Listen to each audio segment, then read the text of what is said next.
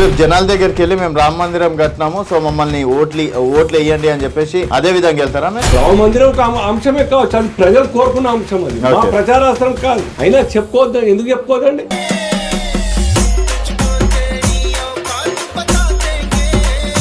తెలంగాణలో కూడా బీజేపీ కాంగ్రెస్ ని ఎదిరిస్తుందని చెప్పేసి అనుకోవచ్చా? నేను ఇంత గట్టిగా మాట్లాడుతున్నా అంటే బాధ ఉందిరా, భయము లేదురా, ఇక్కడ ఎవ్వడు వనకలేడురా, హనుమంతులమై నీ సామ్రాజ్యము కాల్చేస్తా.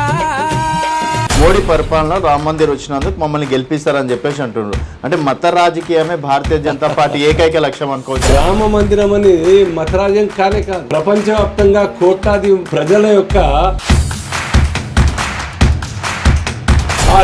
ఆరిట్లో రెండు కూడా ఇవాళకి అమలు చేసే పరిస్థితి లేరు. అతి కష్టం మీద డీజిల్ ఖర్చులు ఇచ్చిన ఆర్టీసీకి తప్ప ఇంకేం చేయలేదు.